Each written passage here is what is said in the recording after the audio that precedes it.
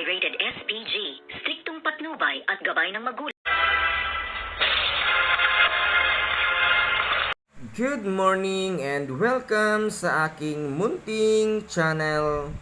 Luto na nga nito nga si Mokang sa Alberto ng napakasarap nga na ginataang adobo na kung saan ay pinatikim pa nito nga si Mokang kay Olga kung pasado nga ba sa panlasa ni Ramon ang kanyang niluto, at sabi nga ni Olga ay napakasarap. Pero mas sasarap pa yan kung dadamihan mo nga ng bawang. Kaya't ito ay nagustuhan naman ni Mokang, kahit tatandaan niya nga nalalagyan niya ng maraming bawang, at ayun na nga ay pumunta na sila sa hapagkainan na kung saan nga ay inihain na nitong si Mokang ang kanyang niluto nga na ginataang adobo na manok, at tinikman nga nitong si Alberto at si Don Julio ay tuwang-tuwa sa sarap na niluto nga nitong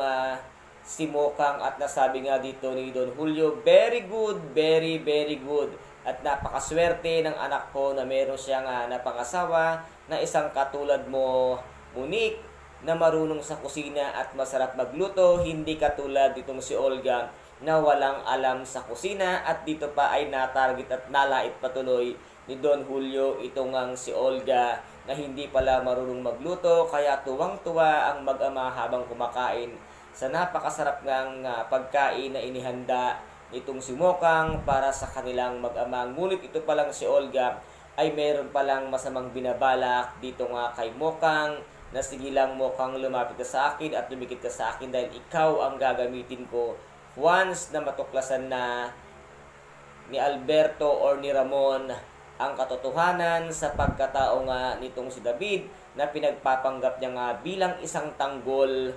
doon sa mansyon na kung saan ay nagkukutkot ng yaman ng mga Montenegro para masunod ang luho nitong si David na nagpanggap nga bilang si tanggol sa loob ng mansyon ng mga Montenegro. At dito pala, ito pala nga si Ramon ay malaki pala ang galit dito kay Rigor na kung saan nga ay tinuturuan na nitong si Olga kung ano ang mga gagawin ni David para lalong mapamahal at makilala nga si David bilang isang tanggol, dahil ito pala nga si Rigor ay siya pala ng nag-alaga ng totoong tanggol, at alam pala ito ni Rigor na ang katotohanan si tanggol ay hindi niya pala tunay talagang anak, kaya ganun pala kabigat ang kanyang kalooban, dahil nga alam na alam niyang dugo ni Ramon ang nananaraytay sa dugo nga nitong